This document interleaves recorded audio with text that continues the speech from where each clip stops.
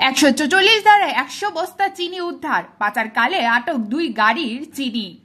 144 ধারায় বাংলাদেশে পাচারকালে করিমুরা এলাকায় বিশালগড় থানা পুলিশের হাতে উদ্ধার 2টি বুলেরো গাড়ির বোঝায় 100 বস্তা চিনি বুধবার রাত 2:30 জানা যায়, লোকসভা নির্বাচনকে সামনে রেখে বাংলাদেশের সীমান্তবর্তী এলাকায় রাত 10টা থেকে সকাল 5টা পর্যন্ত 144 ধারা জারি করা হয়েছে।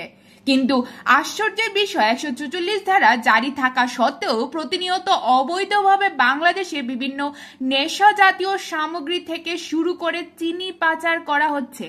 বিশালগড় থানার পুলিশ গোপন খবর পেয়ে বুধবার রাত 2:30 করইমুরা নাকা পয়েন্টে 144 ধারা চলাকালীন সময়ে অবৈধভাবে 2টি বুলেরো গাড়ি দিয়ে 100 বস্তা চিনি বাংলাদেশে পাচার করার পথে উদ্ধার করেন।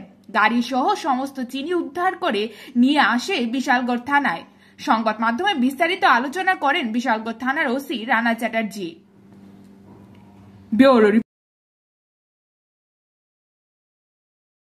আজকে আমরা ওই করিমুরা নাকা পয়েন্টে সন্দেহজনক অবস্থায় 2টা বোলেরো পিকআপ ভেহিকেল আমরা আটক করেছি।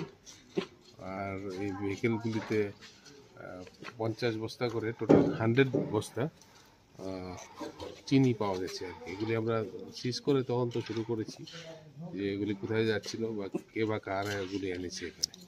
স্যার, এই ঘটনায় কি আটক হয়েছে? না, এগুলি তো সিজ করেছি আমরা। সিজ করার পর আমরা দেখছি এগুলি কার, এটা কার কাগজ, কি আসে বিষয় সমস্ত কিছু আমরা ইনভেস্টিগেশন করে দেখছি।